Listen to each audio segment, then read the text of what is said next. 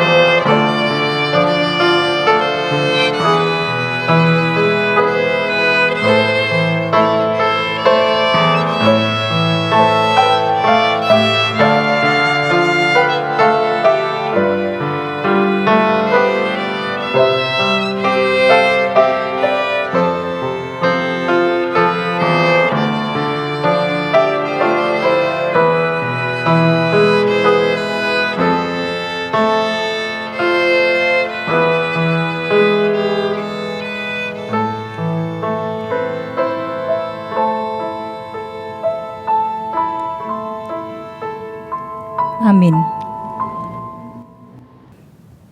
Jemaat Tuhan, mari bangkit berdiri. Kita akan memasuki ibadah Prapaskah yang ketiga. Lilin Prapaskah yang ketiga akan dinyalakan oleh Majelis GKA Immanuel Malang, Ibu Liao Miaulan.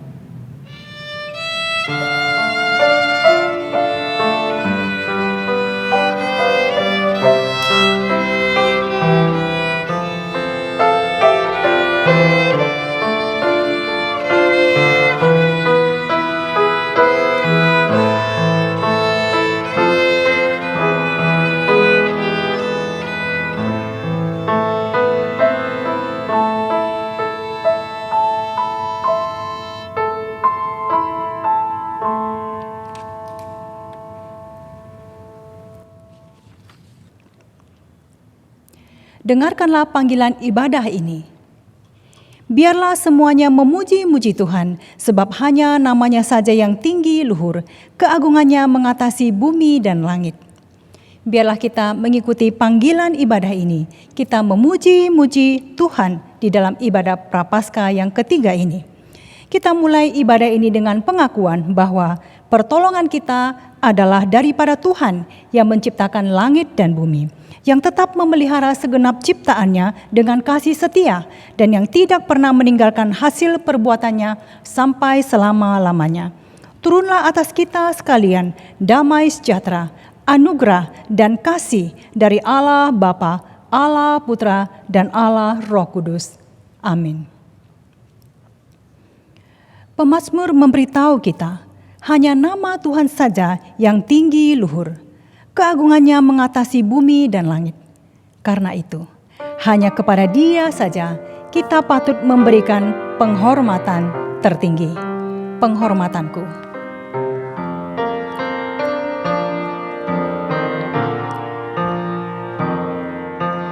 Bagaimanakah ucap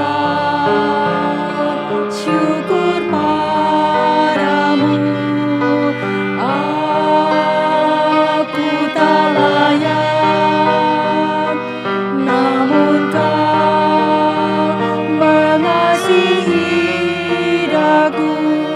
Pujian ribuan malaikat tak cukup nyatakan syukurku.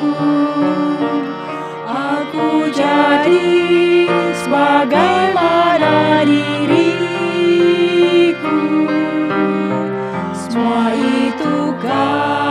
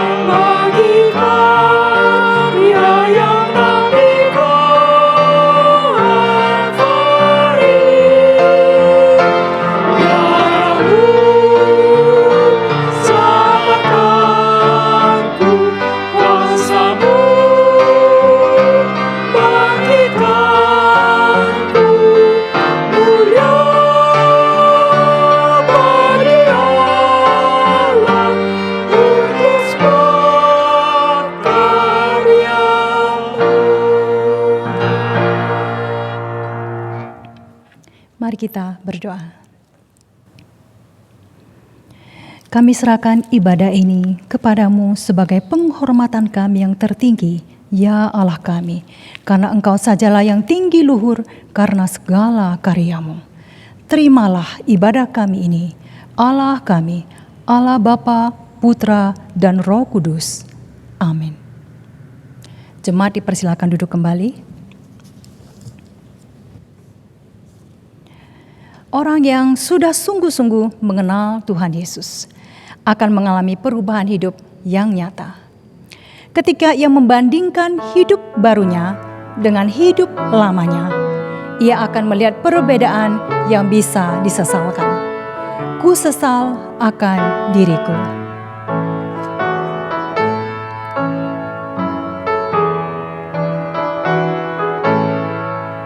Ku sesal akan diriku, menentang Tuhan selalu.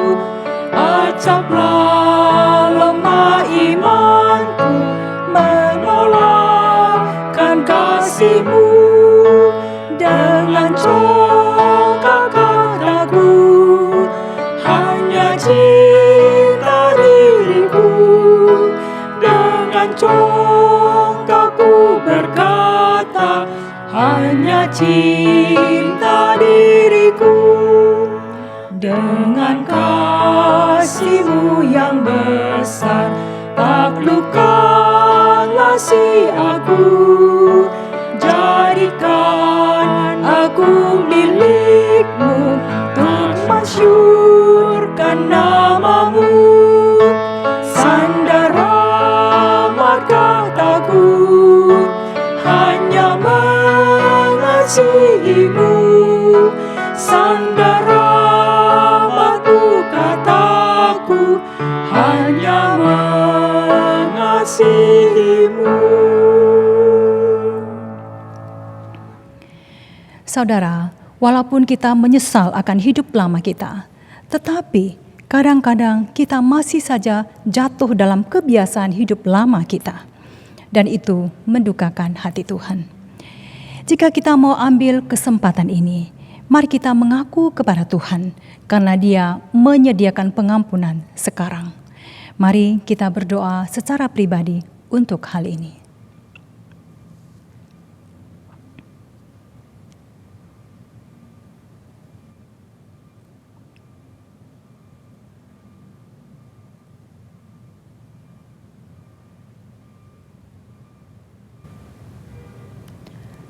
Allah yang baik, ampunilah kami. Sebab kadang-kadang kami mendukakan hati-Mu dengan kami kembali melakukan cara hidup dalam manusia lama kami. Ampunilah kami dan tolonglah kami, perbaharui kami. Terima kasih ya Allah, ampunilah kami. Demi nama Yesus kami berdoa, kami mengucap syukur. Amin. Dengarkanlah berita anugerah Tuhan bagi kita. Mata Tuhan tertuju kepada orang-orang benar dan telinganya kepada teriak mereka minta tolong. Kita adalah orang-orang yang Tuhan ampuni dan Tuhan benarkan. Karena itu, mata Tuhan tertuju kepada kita. Sebagai orang-orang yang sudah menerima anugerah sebesar itu, kita wajib hidup sesuai dengan petunjuk Tuhan bagi kita. Karena itu mari kita baca petunjuk Tuhan bagi kita bersama-sama. Orang benar akan bersukacita karena Tuhan dan berlindung padanya. Semua orang yang jujur akan bermegah. Ini petunjuk bagi kita. Marilah kita hidup selalu bersukacita karena Tuhan dan selalu berlindung kepada Tuhan. Jemaat terkasih, mari kita bangkit berdiri. Kita akan mengakui dasar iman kita seperti yang tertulis pada pengakuan iman rasuli. Pengakuan iman rasuli. Aku percaya kepada Allah, Bapa yang Maha Kuasa, Khalik langit dan bumi, dan kepada Yesus Kristus, Anaknya yang tunggal Tuhan kita, yang dikandung dari Roh Kudus, lahir dari anak darah Maria, yang menderita sengsara, di bawah pemerintahan Pontius Pilatus, disalibkan, mati dan dikuburkan, turun ke dalam kerajaan maut. Pada hari yang ketiga, bangkit pula dari antara orang mati, naik ke sorga, duduk di sebelah kanan Allah, Bapa yang Maha Kuasa. Dan dari sana ia akan datang untuk menghakimi orang yang hidup dan yang mati. Aku percaya kepada Roh Kudus, gereja yang kudus dan am, persekutuan orang kudus, pengampunan dosa, kebangkitan tubuh, dan hidup yang kekal. Amin. Jemaat dipersilakan duduk. Kita semua memerlukan Tuhan Yesus. Dialah juru selamat kita, dan di dalam Dia ada segala sesuatu yang kita perlukan untuk hidup. Ketika kita mau mempersiapkan hati mendengarkan firman Kristus, kita perlu menyadari bahwa kita memang perlu Kristus. Ku perlu Yesus. Ku mau Yesus, ku perlu Dia sungguh. Saat susah, ku tak ada kawan.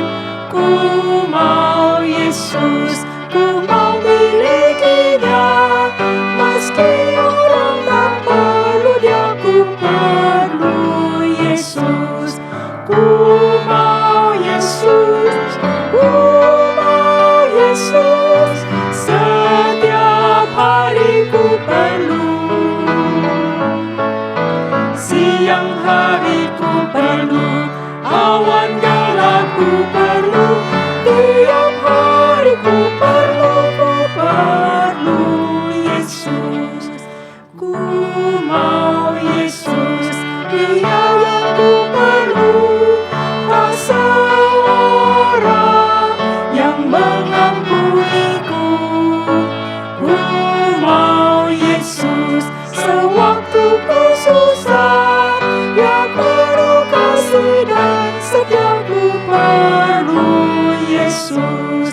Ku mau Yesus, ku mau Yesus.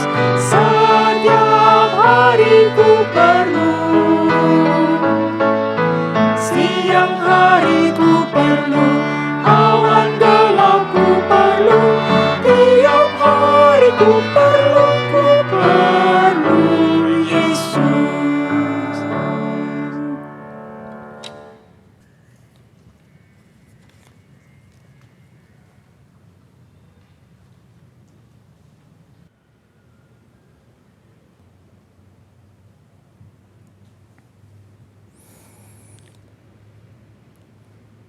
Shalom saudara-saudara yang dikasihi oleh Tuhan, dimanapun saat ini saudara berada. Pertama saya mengucapkan terima kasih kepada GKA Immanuel Malang, kepada hamba Tuhan, dan juga jajaran majelis yang memberi kesempatan kepada saya untuk menyampaikan khotbah pada ibadah minggu di tempat ini. Walaupun ibadah masih dilaksanakan secara daring, tetapi kita tetap bersyukur bahwa Tuhan masih memberikan kita kesempatan untuk berbakti dan beribadah kepada Dia.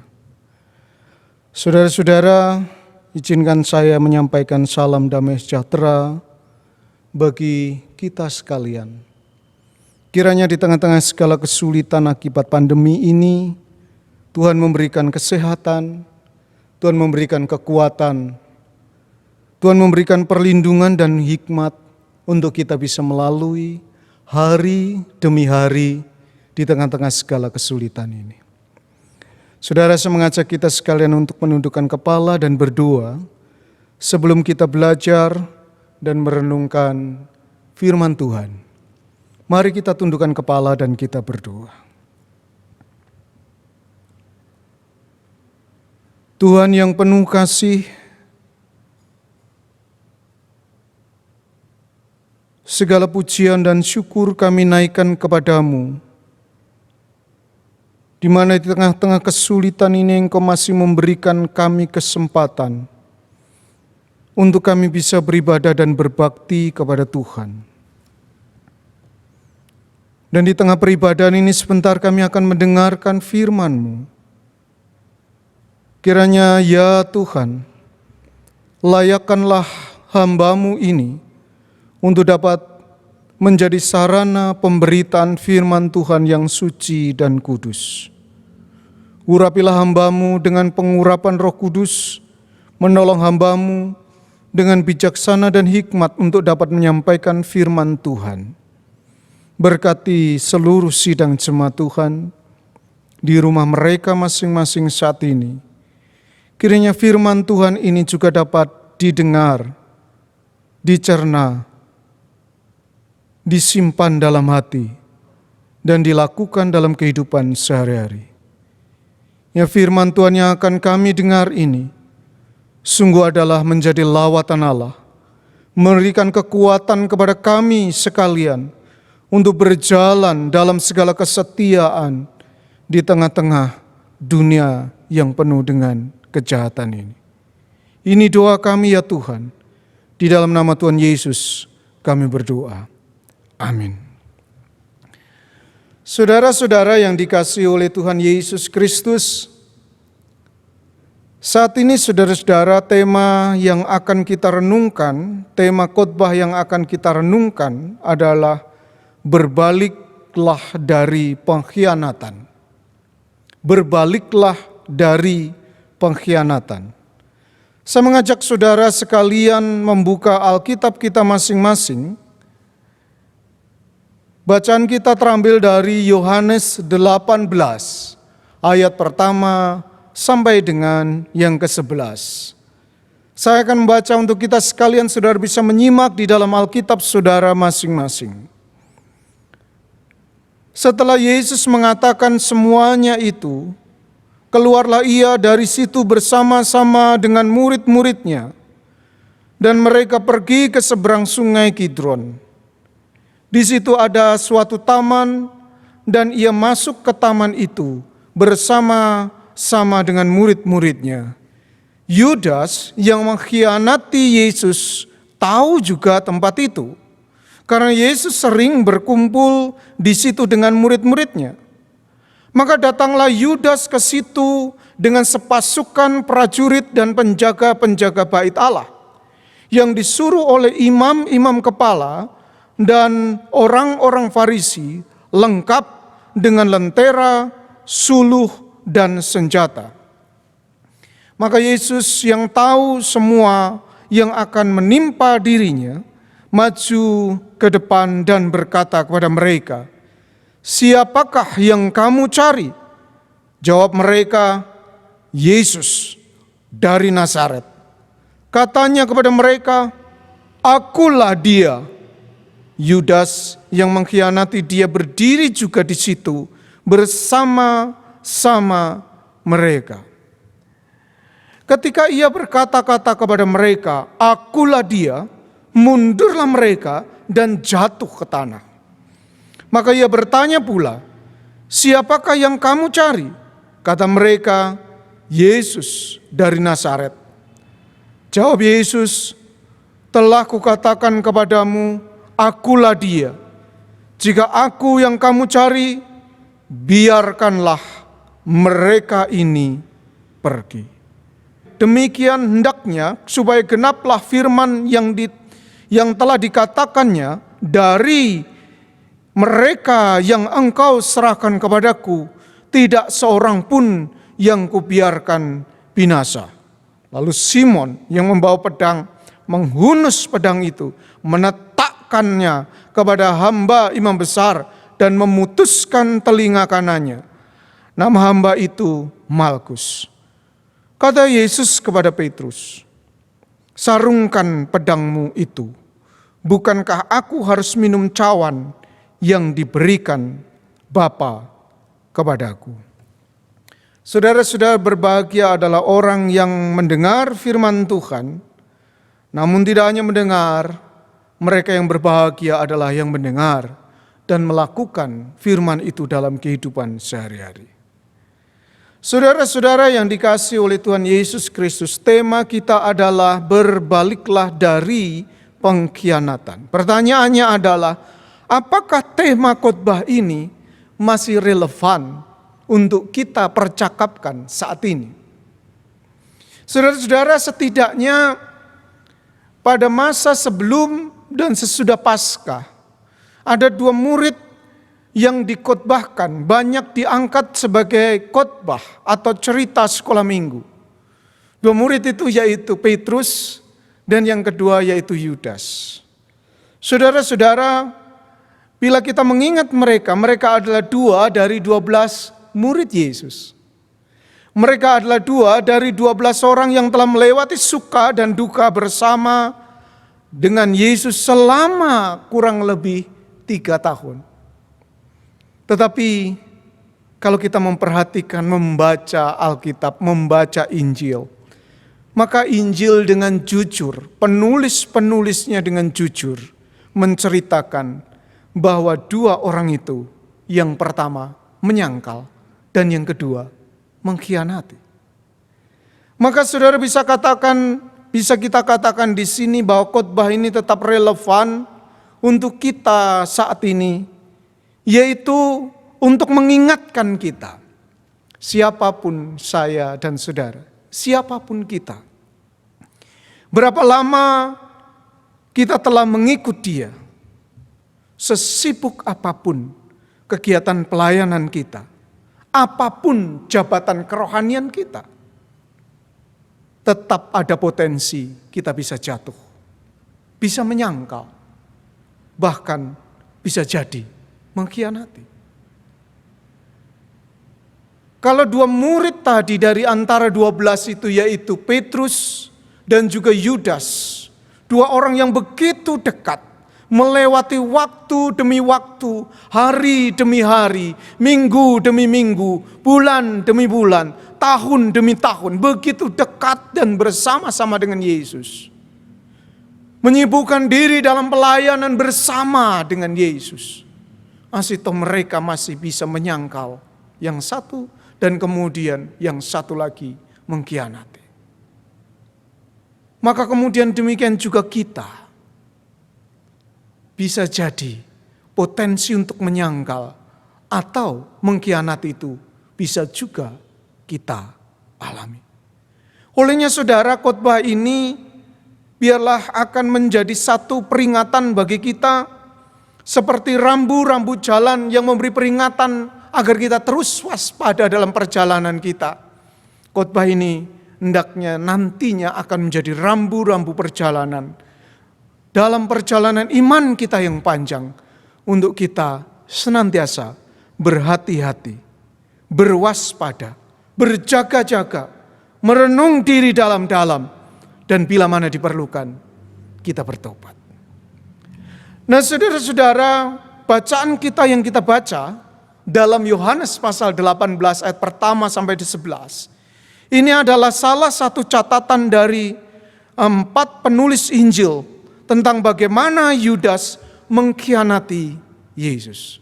Masing-masing penulis Injil, baik Matius, Markus, Lukas, dan Yohanes, masing-masing mencatat akan peristiwa ini.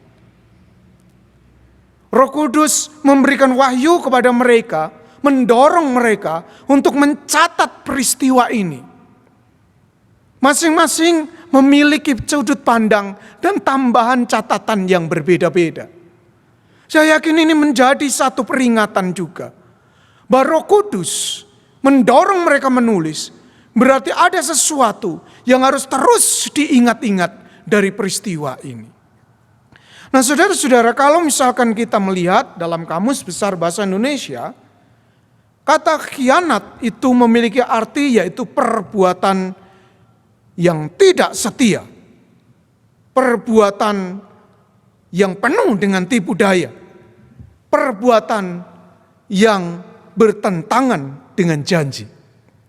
Biasanya dilakukan seseorang di mana dia tidak setia, di mana dia melakukan tipu daya, di mana dia melakukan hal-hal melawan negaranya sendiri atau orang yang telah dia buat perjanjian.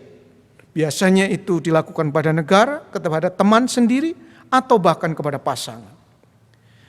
Saudara-saudara, dari definisi Kamus Besar Bahasa Indonesia dan bacaan kita pada Injil, maka kita bisa melihat bahwa Yudas bisa mengambil sebuah kesimpulan. Yudas memang seseorang yang benar-benar layak disebut seorang pengkhianat. Mengapa demikian? Karena dia adalah seorang teman bagi Yesus.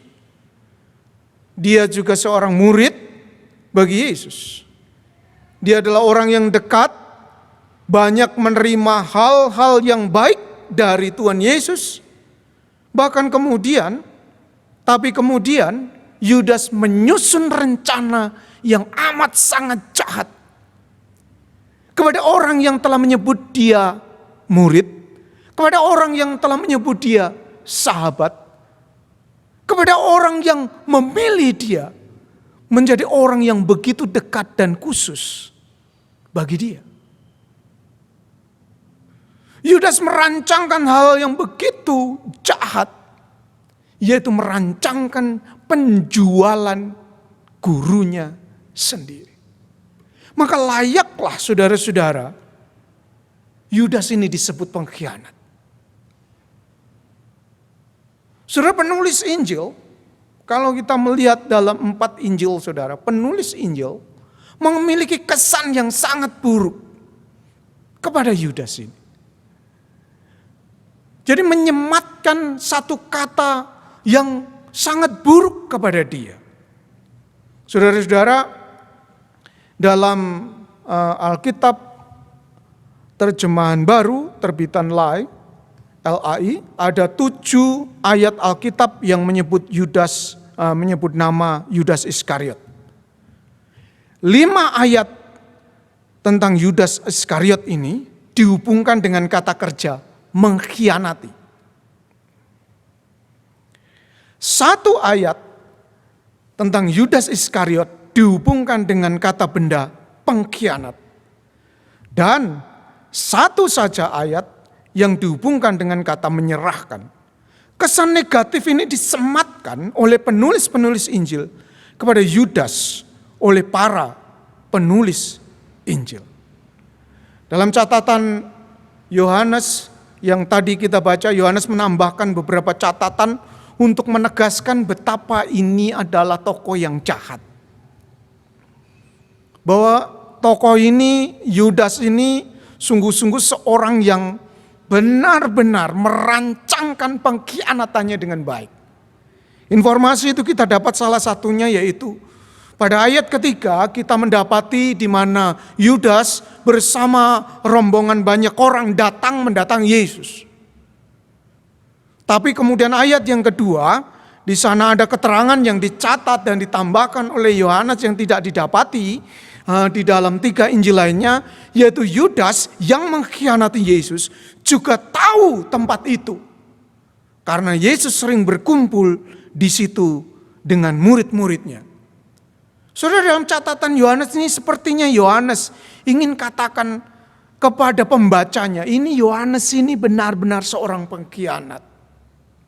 Dia sudah menyusun itu rencana pengkhianatannya. Yohanes ingin membuat ini cerita ini demikian detail. Benar-benar ini. Dia sudah merancangkannya dengan baik loh. Bagaimana dia bisa membawa orang-orang itu ke tempat itu? Ternyata karena dia tahu juga tempat itu. Karena apa? Karena Yesus sering berkumpul di situ bersama dengan murid-muridnya. Saudara-saudara, demikian juga Yohanes juga ingin tambahkan ini satu posisi yang berbeda. Bahwa ini seorang Yudas ini memang benar-benar sudah memilih tempatnya benar-benar. Dalam ayat yang keempat dan kelima, Yohanes menambahkan catatan yang menarik. Maka Yesus yang tahu semua yang akan menimpa dirinya, maju ke depan dan berkata kepada mereka, "Siapakah yang kamu cari?"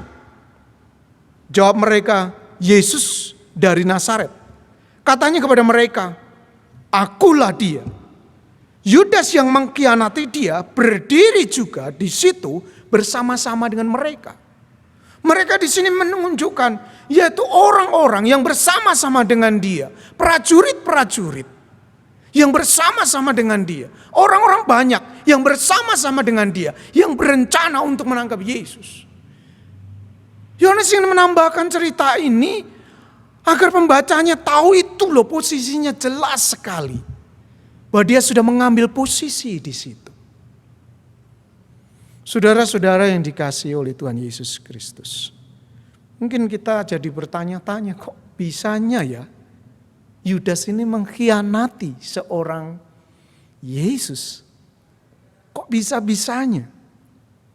Padahal kita tahu bahwa Yudas adalah, seperti di depan saya sebut, dia adalah satu dari 12 orang yang secara khusus dipilih oleh Tuhan Yesus menjadi muridnya. Saudara, ini luar biasa. Di antara begitu banyak orang yang ada pada zaman itu, Yesus memilih hanya 12. Dan salah satunya adalah Yudas. Dan saudara-saudara, menjadi seorang dari bagian 12 murid ini adalah sesuatu yang begitu didamba-dambakan oleh begitu banyak orang. Kalau misalkan kita memperhatikan dari cerita-cerita pada saat Tuhan Yesus melayani, orang berdesak-desakan ingin bertemu dengan Yesus. Saudara ingat seorang pemungut cukai yang begitu pendek, seorang Sakius begitu ingin melihat Yesus. Dia begitu ingin melihat Yesus, sampai karena pendeknya dia harus manjat pohon. Dan banyak orang ingin bertemu dengan Yesus. Sampai-sampai ada orang yang tidak dapat akses, dia harus buka atap dan menurunkan temannya.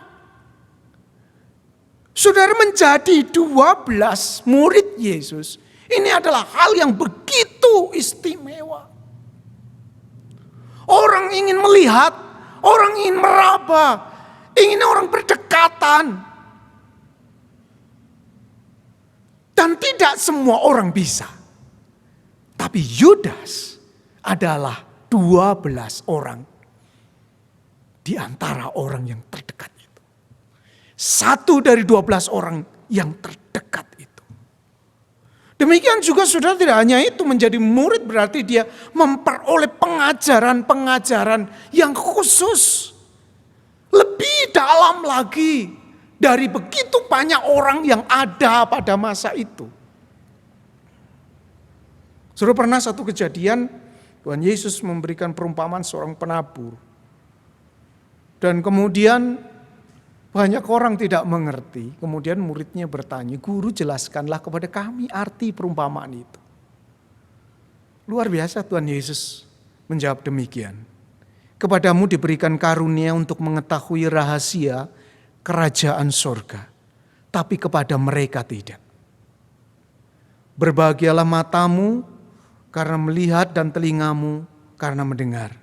Sebab aku berkata kepadamu, sesungguhnya banyak nabi dan orang benar ingin melihat apa yang kamu lihat, tetapi tidak melihatnya. Dan ingin mendengar apa yang kamu dengar, tetapi tidak mendengarnya." Sudah perhatikan baik-baik, menjadi 12 murid, menjadi satu dari 12 murid. Ini adalah hal yang luar biasa. Didambakan oleh begitu banyak orang. Bahkan nabi-nabi yang begitu jauh sudah bernubuat dan mereka ingin dan menantikannya. Tapi mereka tidak melihatnya. Tidak bisa mendengar pengajarannya. Tapi kepada mereka, 12 orang itu, Tuhan memberikan yang terbaik. Mereka tidak hanya menerima pengajaran, mereka melihat dari dekat mukjizat yang dilakukan oleh Tuhan Yesus. Tidak hanya melihat saja, mereka juga mengalaminya. Saudara, pernah satu kali murid-murid di tengah danau dan diterpa badai yang begitu besar. Dan mereka mengalami mukjizat itu juga luar biasa. Pertanyaannya saudara, ini mengapa kok orang seperti ini yang mendapat hal yang begitu baik dari gurunya, dari sahabatnya, bisa mengkhianati guru dan sahabatnya itu. Saudara, secara khusus di antara 12 murid ini, Yudas ini juga diberikan jabatan khusus. Luar biasa. Dia diberikan jabatan sebagai seorang bendahara. Memegang keuangan dari pelayanan Tuhan Yesus. Mengatur untuk pelayanan diakonia bisa dijalankan dengan baik. Kalau misalkan kita membaca dalam Yohanes 13, ini Yohanes memberikan catatan-catatan yang menarik. Karena Yudas memegang kas yang ada. Jadi saudara-saudara perhatikan dari Yohanes 13 ayat 29 itu diberikan catatan bahwa Yudas ini memegang kas. Dan kemudian mereka menyangka waktu Yesus itu setelah ini peristiwa setelah perjamuan malam itu, dan kemudian Tuhan Yesus memberikan roti dan kemudian Tuhan Yesus katakan, lakukanlah apa yang kau hendak lakukan. Dan Yudas pergi. Murid-murid pikir karena Yudas ini pegang kas, mereka nyangka bahwa Yesus menyuruh dia membeli apa-apa yang perlu untuk perayaan itu, atau memberi apa-apa kepada orang miskin. Yudas ini mendapat jabatan yang khusus. Tidak hanya tempat sebagai murid itu menjadi khusus, bahkan dia menjadi seorang yang khusus, lebih lagi dari teman-temannya karena dia memegang jabatan sebagai bendahara. Saudara, di sebuah gereja tidak main-main kalau misalkan kita ingin pilih seorang bendahara gereja. Sungguh-sungguh cari orang yang baik, benar, jujur. Di perusahaan sama, dimanapun sama. Kalau pilih bendahara, ini panjang prosesnya. Benar-benar harus perhatikan baik-baik. Tapi perhatikan, Tuhan Yesus memberikan kepercayaan itu kepada Yudas. Nah saudara-saudara, apakah Yudas mengkhianati Yesus karena dia tidak mencintai dia? Saya yakin dia mencintai. Sekali lagi pertanyaannya, apakah Yudas mengkhianati Yesus? Apakah kemudian dia tidak mencintai Yesus? Saya yakin bahwa dia sungguh mencintai Yesus. Karena saudara, orang kalau sudah selama sekian lama melewati suka dan duka, maka kemudian ikatan emosional itu sungguh-sungguh tumbuh. Orang Jawa bilang yang witing tresno jalanan soko kulino. Saya yakin karena kulino setiap hari, karena terbiasa setiap hari, cinta daripada Yudas ini juga tumbuh. Sama dengan murid-murid yang lain, sangat mencintai Tuhan Yesus. Saudara, ini juga misalkan kita bisa lihat, bahkan pada saat dia merencanakan akan penangkapan dari Tuhan Yesus, dia berpesan baik-baik ya. Orang yang menyerahkan dia, ini dalam catatan Markus saudara, Markus 14 ayat 44. Orang yang menyerahkan dia telah memberitahukan tanda ini kepada mereka. Ini yang dimaksud Yudas. Orang yang akan kucium, itulah dia. Tangkaplah dia dan bawalah dia dengan selamat. Bawalah dia dengan selamat. Saudara-saudara, terjemahan lain mengatakan bawalah dia dengan hati-hati. Memang ada terjemahan lain yang menyebutkan bawalah dia dengan penjagaan yang ketat. Memang benar bahwa Yudas ingin Yesus dijaga dengan ketat. Namun dia juga berharap ini perlakukan baik-baik. Bawa dia dengan selamat. Jangan sampai apa-apa yang buruk terjadi. Dan hal ini ternyata benar saudara, apa yang dibayangkan oleh Yudas ini terjadi. Apa yang dibayangkan oleh Yudas ini semua baik-baik, ternyata itu berbalik benar-benar. Orang-orang menjadi liar dan melakukan hal buruk kepada Yesus. Dan rencana penyaliban disusun. Dan akhirnya apa yang terjadi? Yudas di situ menyesal sekali. Dalam catatan Matius pasal 27 ayat 3 sampai 4, di sana Yudas begitu menyesal. Pada waktu Yudas yang menyerahkan, dia melihat bahwa Yesus telah dijatuhi hukuman mati, menyesallah dia. Lalu ia mengembalikan uang yang 30 perak itu kepada imam-imam kepala dan tua-tua, dan berkata, aku telah berdosa karena menyerahkan darah orang yang tak bersalah. Tapi jawab mereka, apa urusan kami dengan itu? Itu urusanmu sendiri.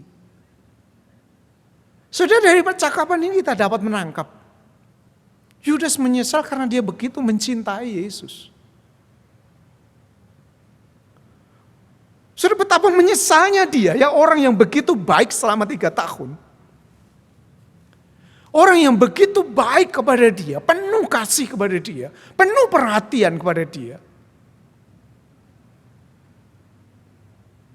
Tapi luar biasa, dia justru berlaku yang tidak baik kepada dia.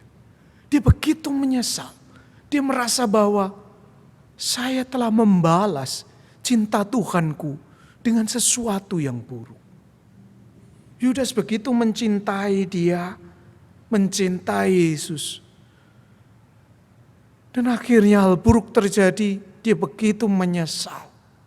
Sampai akhirnya dia tidak dapat lagi mengampuni dirinya sendiri. Dan akhirnya dia menggantungkan dirinya. Nah, saudara-saudara, namun pertanyaannya demikian. Kalau Yudas mencintai Yesus, mengapa kemudian dia mengkhianati?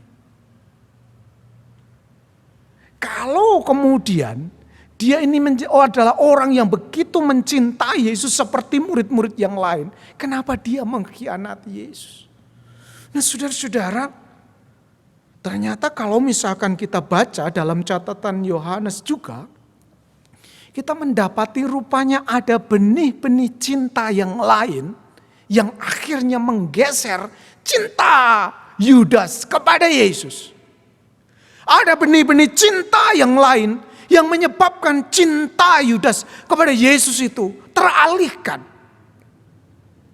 Pada satu titik akhirnya, cintanya, benih-benih cinta yang lain ini benar-benar mematikan cintanya kepada Yesus. Dan akhirnya dia berbuat jahat, berbuat amat sangat jahat, yaitu mengkhianati gurunya sendiri. Saudara, dalam catatan Yohanes 12 ayat 3 sampai 6, ini ada satu cerita yang menarik. Seorang wanita, Maria, itu mengurapi kaki Yesus dengan minyak narwastu murni yang mahal sekali harganya. Jadi saudara, Maria meminyaki kaki Yesus dan menyeka dengan rambutnya. Saking wanginya ruangan itu begitu harum. Menariknya Yudas Iskariot, ini catatan. Nampaknya memang Yohanes, ini Injil Yohanes ingin memberikan catatan yang lengkap. Ingin benar-benar memberikan informasi yang lengkap bahwa ini Yudas ini benar-benar seorang pengkhianat yang luar biasa jahat. Dan dia rupanya juga menyebutkan dari mana asalnya ini. Dengan memberikan catatan yang menarik dalam kisah Maria mengurapi kaki Yesus dengan minyak narwastu. Dengan diberikan catatan, yaitu Yudas Iskariot, seorang dari murid-murid Yesus yang segera menyerahkan, dia berkata, mengapa minyak narwastu itu tidak dijual 300 dinar dan uangnya diberikan kepada orang-orang miskin? Yohanes memberikan catatan, hal itu dikatakannya bukan karena ia memperhatikan nasib orang-orang miskin, melainkan karena ia adalah seorang pencuri. Ia sering, sekali lagi, ia sering mengambil uang yang disimpan dalam kas yang dipegangnya. Dari sini kita mendapat kesimpulan, inilah rupanya bibitnya, saudara. ada cinta lain yang tumbuh dalam hati seorang Yudas. Pada saat dia dipercayakan sebagai seorang bendahara, cinta kepada uang ini mulai tumbuh. Matanya mulai silau kepada harta. Dan akhirnya dosa ini terus menerus bertumbuh, dibiarkan dalam hati. Dan akhirnya menguasai dia. Nah saudara, pada saat melihat ini ada 2 ayat yang kemudian saya ingat. Yang pertama yaitu catatan Timotius. Catatan Paulus kepada Timotius. Surat Paulus kepada Timotius. Yaitu 1 Timotius 6 ayat 10. Karena akar segala kejahatan ialah cinta uang. Sebab oleh memburu uanglah beberapa orang telah menyimpang dari iman. Dan menyiksa dirinya dengan berbagai-bagai duka. Kemudian juga saya ingat suatu ayat waktu Yesus berbicara tentang mamon. Tuhan Yesus berkata dalam Matius 6 ayat 24. Tak seorang pun dapat mengabdi kepada 2 tuan. Karena jika demikian, ia akan membenci yang seorang dan mengasihi yang lain. Atau ia akan setia kepada yang seorang dan tidak mengindahkan yang lain. Kamu tidak dapat mengabdi kepada Allah dan kepada mamon. Saudara-saudara, berakar dari kecintaannya kepada uang. Kasih dan cinta Yudas kepada Yesus menjadi berkurang. Pada saat dia kemudian dipercayakan sebagai bendahara, melihat uang yang dia pegang, kemudian saudara tumbuh bibit-bibit kecintaan kepada uang. Saudara, menariknya, dia membiarkan bibit-bibit ini tumbuh. Catatan Yohanes tadi jelas bahwa dia sering, sekali lagi dalam Yohanes pasal 12 tadi, Yohanes mencatat ia sering mengambil uang yang disimpan dalam kas yang dipegangnya. So berarti kan kata sering ini berarti tidak hanya terjadi 1 atau 2 kali, namun berulang-ulang dia lakukan. Saudara-saudara, berarti kan Yudas, dalam hati Yudas tumbuh bibit cinta kepada uang. Oh, dalam catatan atau surat Paulus tadi kepada Timotius itu akar kejahatan. Tapi kemudian saudara, Yudas tidak segera menguasainya, namun membiarkan itu terjadi berulang-ulang. Berulang-ulang. Saudara-saudara, sampai pada akhirnya dia benar-benar dikuasai oleh itu. Sehingga akhirnya dia tidak lagi bisa mengarahkan kesetiaan dan cintanya kepada Tuhan Yesus. Karena tidak mungkin, kata Tuhan Yesus, seseorang mengabdi kepada 2 tuan. Tidak mungkin orang secara bersamaan mengabdi kepada Allah dan kemudian pada waktu yang sama dia mengabdi kepada Mamon. Dan inilah yang terjadi pada Yudas. Dia orang yang mencintai Yesus, ya amin. Sama dengan murid-murid yang lain, dia mencintai Yesus. Tapi cinta kepada uang ternyata telah menggeser cintanya itu. Telah menjadikan cintanya itu berkurang dan lama-lama tergerus. Sampai akhirnya dia tidak lagi bisa mengabdi, mencintai dan melayani Tuhan sepenuh-penuh hidupnya. Nah saudara, dosa yang dibiarkan hidup dalam hati seseorang akan semakin menjadi kuat. Kalau misalkan dipersonifikasikan, dosa itu akan semakin kuat sehingga memiliki tangan untuk membuka pintu hati kita lebar-lebar untuk kemudian iblis masuk. Tidak hanya iblis masuk, dia merasuk.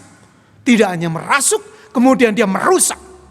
Dan inilah yang kemudian terjadi pada Yudas. Saudara, dalam catatan Lukas pasal 22, ini catatan Lukas, menarik saudara. Dalam catatan Lukas pasal 22 ayat 3 sampai 6 terkait dengan rencana, bagaimana rencana pengkhianatan terjadi. Ini Lukas menambahkan catatan yang tidak ada di Injil lain. Lukas 22 ayat 3 sampai 6, maka masuklah iblis ke dalam Yudas yang bernama Iskariot, seorang dari ke-12 murid itu. Lalu pergilah Yudas kepada imam-imam kepala dan kepala-kepala pengawal bait Allah dan berunding dengan mereka bagaimana ia dapat menyerahkan Yesus kepada mereka. Wah, ini akhirnya mereka sangat gembira dan bermufakat untuk memberikan sejumlah uang kepadanya. Ia menyetujuinya dan mulai dari waktu itu ia mencari kesempatan yang baik untuk menyerahkan Yesus kepada mereka tanpa setahu orang banyak. Nah, saudara-saudara, kalau misalkan kita bisa runutkan atau buat sebuah kronologi, saudara Yudas sama dengan murid yang lain sebelumnya. Murid-murid yang baik, murid-murid yang penuh cinta. Namun kemudian pada saat ada jabatan seorang bendahara, dia memegang uang kas itu, matanya menjadi silau, cintanya kepada uang itu bertumbuh, dan kemudian dia membiarkan itu. Karena itu dalam catatan Yohanes itu sering dia mencuri. Dilakukan berulang-ulang, dilakukan berulang-ulang. Yudas membiarkan dosa itu berkeliaran, tumbuh dalam hatinya, sampai akhirnya hatinya dosa itu, kecintaan kepada uang itu menjadi kekuatan yang membuka pintu hatinya untuk iblis masuk dan kemudian merasuk dan merusak dia. Masuk iblis, membisikkan rencana jahat, dan akhirnya dia pergi kepada imam-imam, negosiasi, minta imbalan, berunding nilainya, dan kemudian berunding bagaimana dapat menyerahkan dalam Lukas pasal 22, dan mencari kesempatan yang baik. 3 Injil mencatat.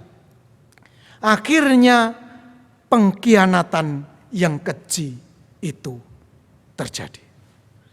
Saudara-saudara yang dikasihi oleh Tuhan Yesus Kristus, cerita ini kembali mengingatkan kita.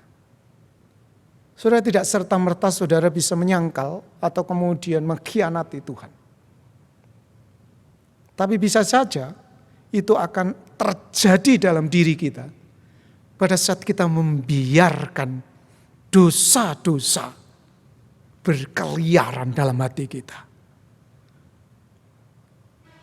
Sampai akhirnya dosa itu begitu kuat mencengkram kita, bahkan membuka hati kita untuk iblis masuk, merasuk, dan merusak. Saudara perhatikan, ini pengkhianat Yudas ini begitu jahat. Karena kemudian dia menjadikan gurunya, sahabatnya, Tuhannya, ini menjadi barang dagangan yang dia jual untuk mendapatkan keuntungan. Saudara, ini sekali lagi kita diingatkan. Mari kita lihat diri sungguh-sungguh. Pengkhianatan Yudas ini tidak serta-merta terjadi pada malam itu. Tidak. Tapi itu terjadi melalui sebuah proses pembiaran dosa di dalam hati seorang Yudas. Masing-masing orang memiliki pergumulan dengan dosa-dosa pribadi. Mungkin Yudas di sini ditemukan yaitu dosanya adalah dosa kecintaan atau ketamakan kepada uang. Orang lain mungkin dosanya itu adalah kehausan akan kekuasaan. Mungkin dosanya orang lain dosanya adalah dosa seksualitas. Masing-masing kita bergumul. Masing-masing kita bergumul. Selama kita masih hidup di dalam daging ini,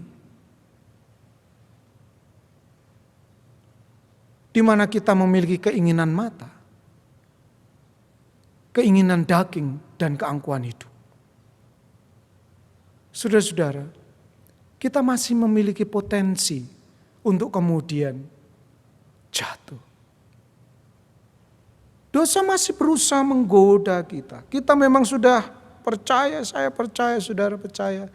Kita percaya bahwa kita sudah dimerdekakan oleh Tuhan. Amin.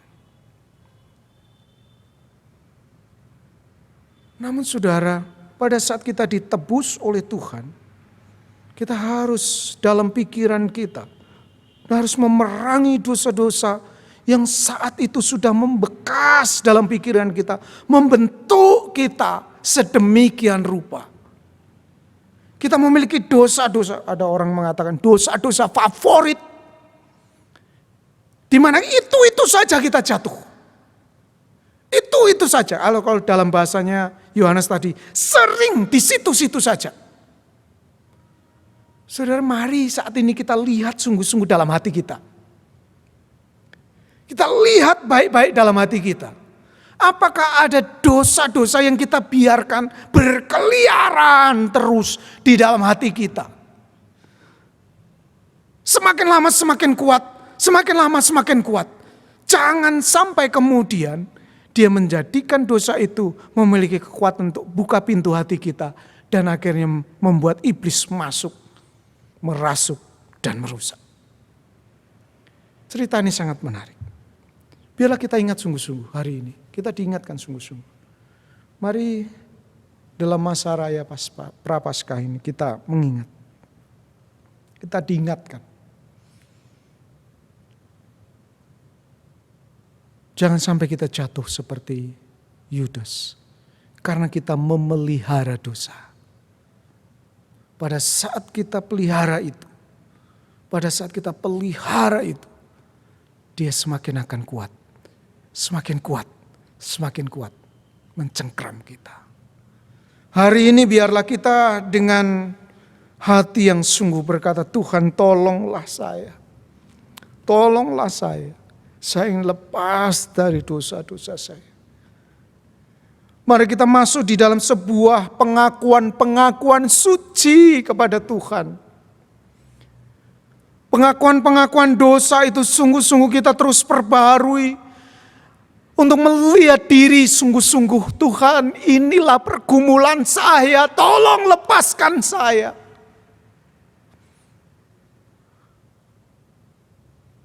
Sudah betapa banyak pengalaman kita kalau misalkan kita melihat diri kita sendiri. Kita jatuh berulang-ulang pada dosa-dosa itu saja. Olehnya kita butuh kekuatan lebih dari Tuhan. Cerita Yudas mengingatkan pada kita. Hati-hati membiarkan dosa berkeliaran di dalam hati. Nanti dia semakin kuat. Membuka pintu hati. Dan kemudian iblis masuk mendatangkan kerusakan lebih jauh dalam diri kita. Sampai satu titik kita bisa mengkhianati Tuhan kita sendiri. Biarlah firman Tuhan hari ini sungguh menjadi berkat bagi kita. Biarlah kita senantiasa dikuatkan oleh Tuhan. Berikan kekuatan oleh Tuhan. Dalam firman dan Roh Kudus untuk terus mengalahkan dosa. Melawan dosa. Kita juga secara pribadi mengambil langkah-langkah disiplin rohani untuk kita mendisiplinkan diri melawan dosa. Mari kita tundukkan kepala dan kita berdoa. Kami bersyukur ya Tuhan untuk firman-Mu. Betapa Tuhan besar cinta-Mu kepada kami. Biarlah kami senantiasa ingat itu ya Tuhan. Dan biarlah cinta kami kepadamu tidak tergeser oleh apapun. Biarlah kami memeriksa diri setiap waktu, setiap saat, setiap hari. Untuk melihat diri, hati kami. Apakah ada cinta lain yang tumbuh dalam hati kami. Cinta kepada dosa-dosa.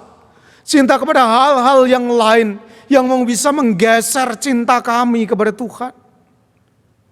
Tolonglah ya Tuhan, bila mana hal itu terjadi, ampuni kami. Ampuni sungguh-sungguh hari ini. Ampuni kami.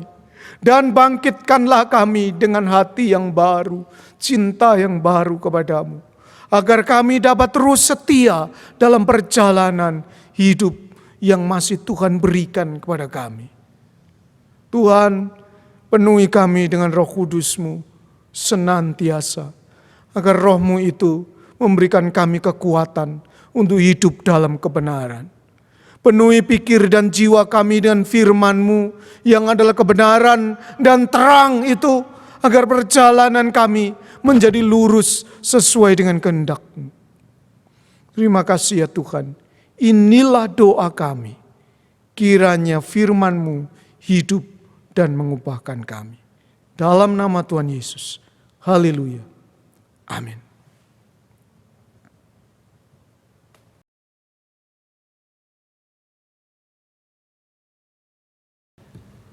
Jemaat yang dikasihi Tuhan, pada hari ini kembali kita akan bersama-sama mengingat akan perintah Tuhan. Kita akan mengadakan perjamuan kudus seperti yang Tuhan pesankan kepada murid-muridnya sebelum Dia menderita sengsara. Demikian kita juga mau melakukannya. Mari kita menyiapkan hati kita. Kita menyanyikan pujian Remember Me.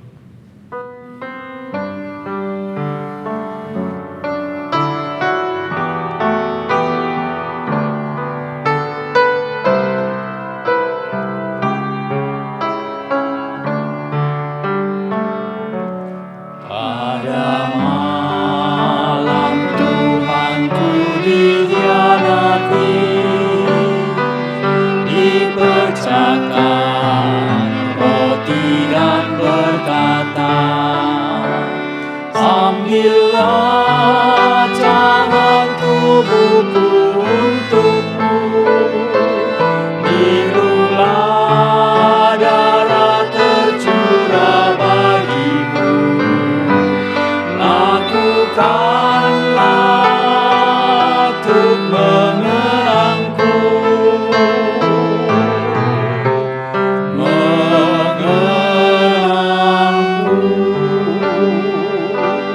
pada malam Tuhanku dikhianati, dia berdoa kepada Bapa, singkirkanlah cawan pahit dariku, tapi biarlah kehendak-Mu yang jadi.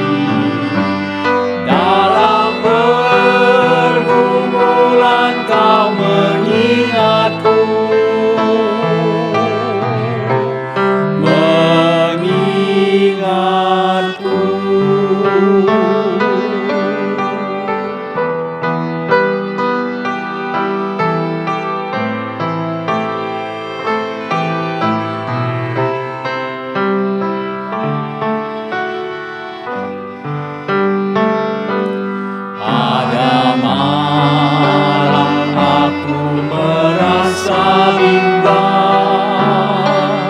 Engkau datang menguatkan aku saat menerima darah dan tubuhmu, saat relungkan doa Getsemani. Pasti Tuhan Kau mengingatku,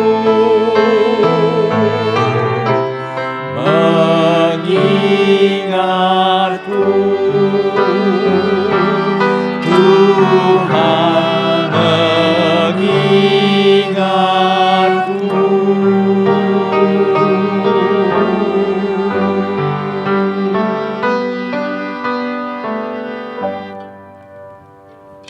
Bapa kami yang di surga, Kami datang ke hadapan-Mu. Kami ingin melakukan apa yang Allah Anak perintahkan untuk mengenang akan kasih pengorbanan bagi kami. Kami datang mengakui dosa dan kelemahan kami. Kami mengakui bahwa kami seringkali melalaikan Engkau. Kami seringkali tidak melakukan kehendak-Mu. Kami mengecewakan Engkau. Namun karena Kristus, karena darah Anak Allah, maka kami boleh diselamatkan. Kami datang, kami kembali mengingat begitu besar kasih-Mu bagi kami. Kami juga mau menggunakan kesempatan ini untuk mengoreksi diri kami. Kami mau menggunakan kesempatan ini untuk menyatakan komitmen kami. Hidup lebih baik lagi. Hidup memuliakan Engkau. Tolong Tuhan, kami menyerahkan ke dalam tangan-Mu. Dalam nama Tuhan Yesus Kristus. Amin.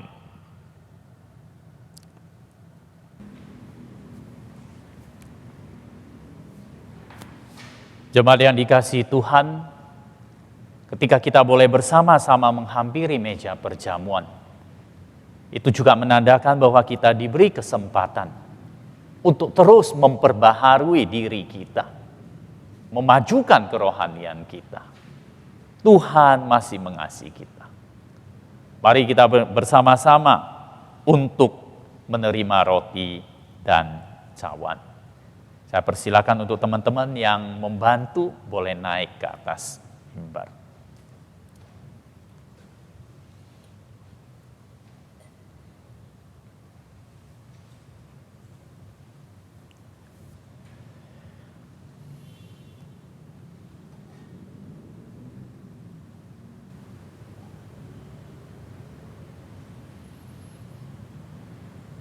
Pada malam sebelum Tuhan Yesus menyerahkan dirinya, malam itu dia berkumpul dengan murid-muridnya. Setelah itu,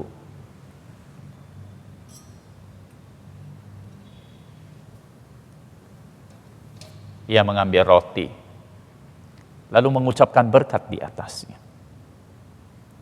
Dipecah-pecahkan dan dibagikan. Dia katakan, inilah tubuhku yang dipecah-pecahkan bagimu. Ambillah, makanlah untuk mengingat akan aku.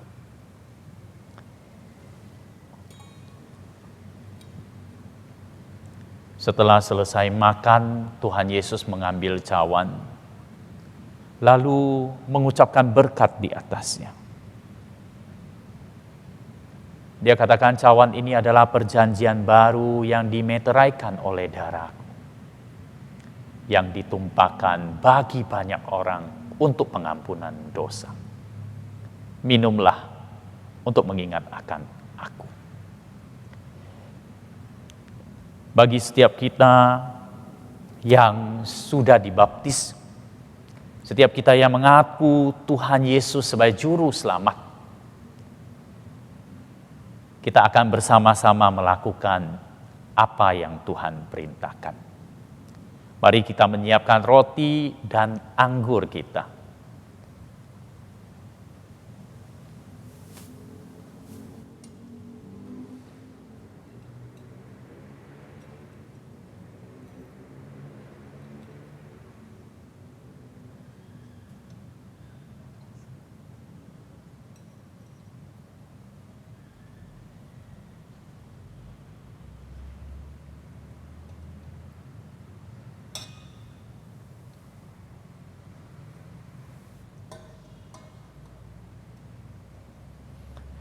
Jemaat kami persilakan berdiri bersama-sama. Mari kita mengangkat roti kita dan mengangkat cawan anggur kita. Kita akan mengucap syukur kepada Tuhan. Bapa kami yang di surga, terima kasih ketika kami boleh menghampiri meja perjamuan. Kami menyadari bahwa kami adalah orang-orang yang diberkati dan memiliki pengharapan. Kami adalah orang-orang yang mendapat anugerah dan kesempatan untuk kembali kepada Engkau, bahkan untuk memuliakan Engkau. Kami bersyukur Tuhan untuk anak Allah yang datang ke dunia, yang mengorbankan tubuh, yang mengucurkan darah untuk menyucikan kami, untuk menguduskan kami. Kiranya roti dan anggur ini boleh menjadi kekuatan bagi kami, bagi tubuh kami. Engkau yang sudah menanggung segala penderitaan, dosa dan hukuman. Engkau yang sudah membawa kami ke dalam tangan-Mu. Biarlah kami boleh terus mengingat hal itu. Kami mengucap syukur Tuhan, dan biarlah ini boleh dikuduskan, dan kami boleh menerimanya dengan ucapan syukur. Kami berdoa dalam nama Tuhan Yesus Kristus. Amin.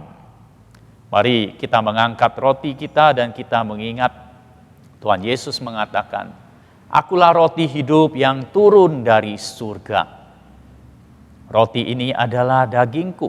Barang siapa yang memakannya, ia tidak akan lapar lagi. Mari dengan iman dan hati bersyukur kita makan roti, lambang tubuh Tuhan Yesus bersama-sama.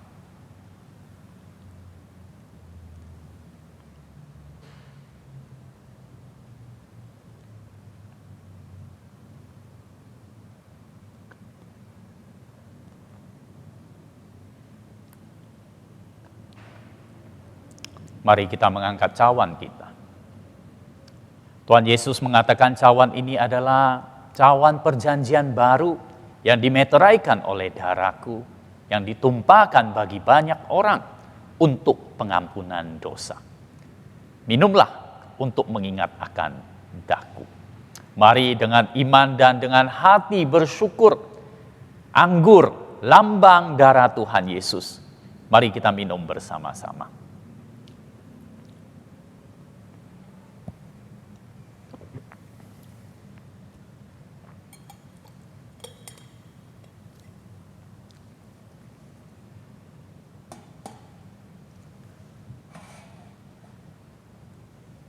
Mari kita berdoa.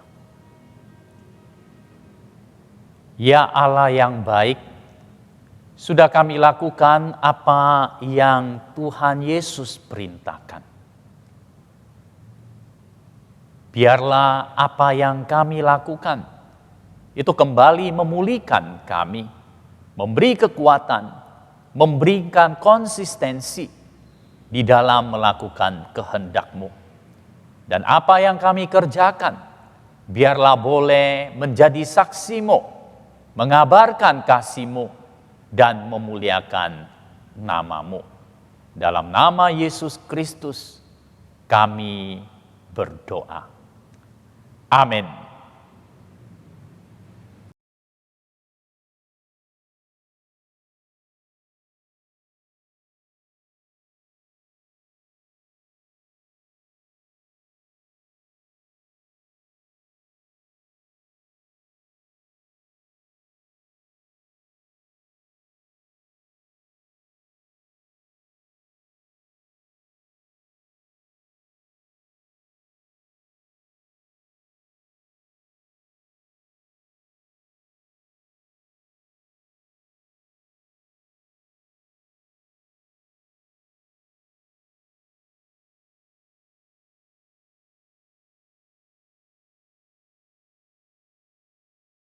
Perjamuan kudus mengingatkan kita bahwa Allah mengasihi kita sampai memberikan diri kepada kita. Kita juga harus memberikan diri kepadanya jika kita mengasihi Dia, bukan hanya memberikan materi kita saja. Untuk pemberian materi saat ini, kita dapat menyampaikannya melalui rekening bank atau dikumpulkan di rumah untuk dibawa ke gereja. Biarlah persembahan kita berkenan kepada Tuhan, karena kita senang dan kita puas dengan mengenal Dia, bukan hal lainnya. Kenal Yesus, hatiku senang.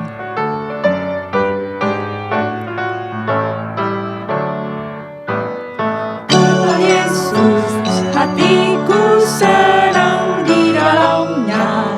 Hidup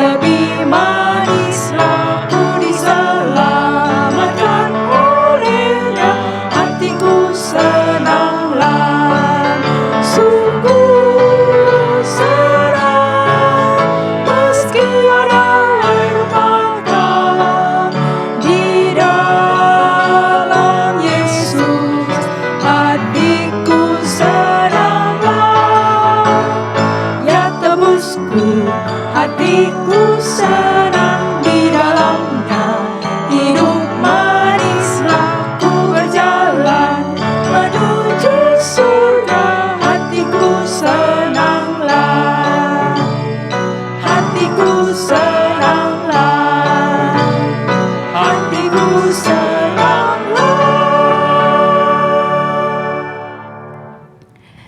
Mari kita berdiri dan mari kita berdoa bersama-sama.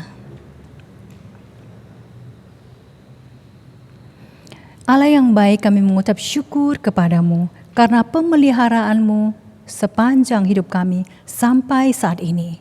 Dan di dalam pemeliharaanmu itu engkau memberikan berlebih, sehingga di dalam ibadah ini kami bisa membawakannya sebagai persembahan untuk dikembalikan kepadamu. Terimalah persembahan kami ini ya Tuhan, sebab kami memberi dengan sukacita di hati kami. Saat ini ya Allah, kami juga berdoa bagi keamanan bangsa-bangsa di seluruh dunia. Mohon Tuhan Engkau menolong dan memampukan pemerintah di setiap negara untuk menanggulangi persoalan yang sedang mereka hadapi, baik di dalam negeri maupun antar negara. Kami juga berdoa untuk setiap orang percaya. Tuhan, tolonglah agar setiap orang percaya yang sudah menyeleweng dari jalan kebenaran-Mu, mereka berbalik, bertobat kepadamu, khususnya di masa Prapaskah dan Paskah tahun ini, supaya mereka semua memiliki pengharapan yang teguh di dalam Kristus, mampu menjalani hari-hari yang sulit di tengah-tengah masa pandemi COVID-19 ini. Mohon belas kasihan-Mu ya Allah. Kami juga berdoa untuk saudara-saudara yang khususnya mengalami kehilangan orang terkasih, atau saudara-saudara yang kehilangan pekerjaan, yang kesukaran ekonomi, yang bermasalah dalam relasi, ataupun sakit penyakit dan juga kesulitan-kesulitan yang lainnya. Tuhan, tolonglah mereka. Ingatkan mereka bahwa Allah hadir di dalam kehidupan mereka. Teguhkan iman mereka, kuatkan mereka. Sekiranya mereka bersandar penuh kepadamu, Tuhan, tolonglah, bersegeralah menolong mereka, bersegeralah menguatkan mereka. Terima kasih ya Allah, inilah doa permohonan kami, kiranya berkenan kepadamu dan pengabulannya memuliakan namamu.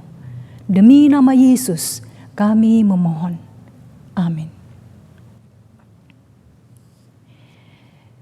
Mari kita puji Allah kita, sumber segala kebaikan di dalam hidup kita. Doksologi.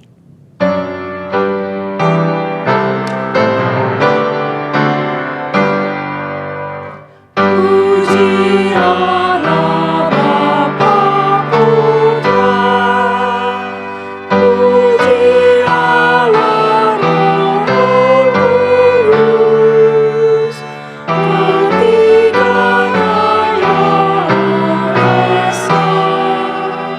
Mohon selamat sumber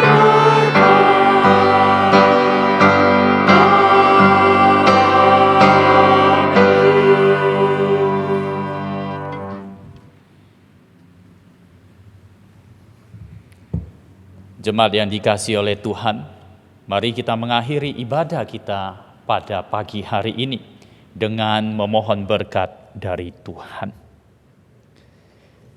Tuhan memberkati engkau dan melindungi engkau.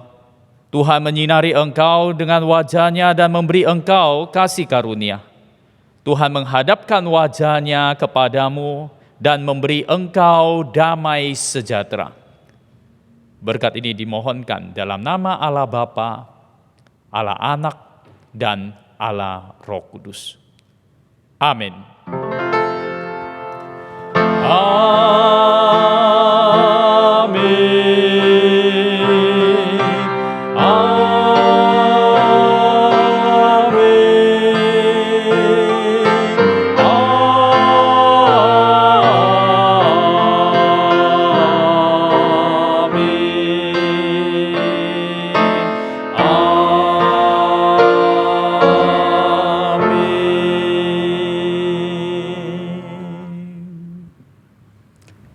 Jemaat dipersilakan duduk, kita mengambil waktu saat teduh.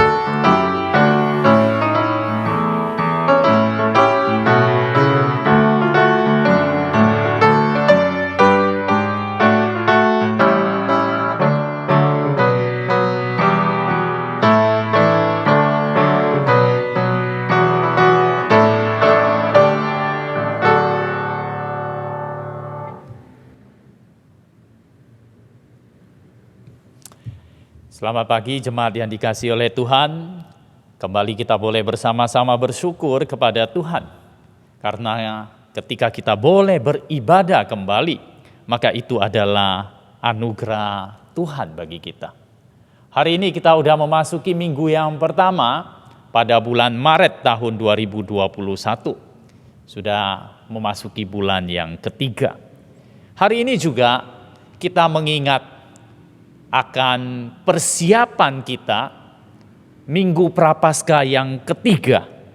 Jadi masih ada 4 minggu lagi kita akan memperingati kematian Tuhan di kayu salib dan kebangkitannya yang menunjukkan bahwa Dia adalah Allah yang peduli dengan kita dan Allah yang menyelamatkan kita.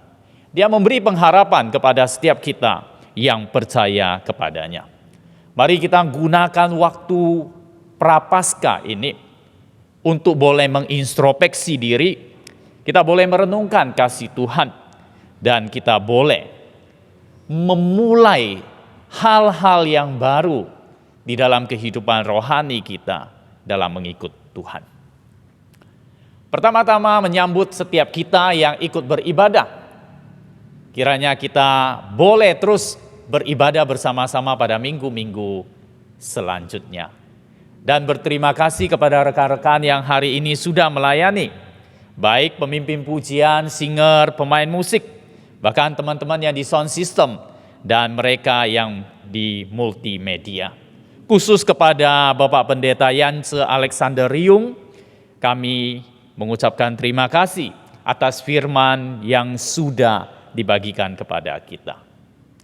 Ibadah anak online akan diadakan jam 9.30 pagi ini melalui channel YouTube GKI Immanuel Malang. Dan komunitas tunas remaja, komunitas bagi mereka yang duduk di kelas 6, 7, dan 8 akan diadakan jam 4 sore ini melalui media Zoom Meeting GKI Immanuel Malang. Dalam rangka Prapaskah, kami rindu sekali mengajak jemaat untuk mempersiapkan diri dan membangun kehidupan doanya. Karena itu kita akan mengadakan persekutuan doa pagi Prapaskah setiap harinya pukul 5 pagi. Mari kita boleh bersama-sama mengikutinya melalui Zoom Meeting gereja. Lalu PA Injil Matius akan diadakan pada hari Selasa, tanggal 9 Maret 2021 jam 6 sore, dan dilanjutkan persekutuan doa jam 7 malam. Kedua kegiatan ini diadakan melalui Zoom Meeting gereja juga. Persekutuan doa pagi khusus hari Sabtu, tanggal 12 Maret 2021 jam 7 pagi, persekutuan ini dilakukan di rumah kita masing-masing dengan penuntun doa yang dibagikan melalui WA Group GKA Immanuel Malang. Mari mengajak jemaat boleh membangun kehidupan doa melalui persekutuan di dalam keluarga masing-masing. Komunitas pemuda remaja juga diadakan pada hari Sabtu sore jam 5 melalui Zoom meeting gereja. Dan komunitas pemuda remaja juga akan diadakan pada hari Minggu jam 5 sore juga. Bagi kita yang tidak bisa hari Sabtu, kita bisa mengikutinya pada hari Minggu. Ibadah minggu depan adalah ibadah Prapaskah yang keempat. Kita akan bersama-sama merenungkan tema, berbaliklah dari saksi palsu.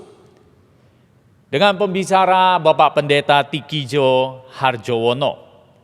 Mari kita menyiapkan hati kita kembali memuji Tuhan di dalam ibadah minggu depan.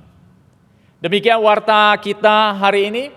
Sekian dan terima kasih.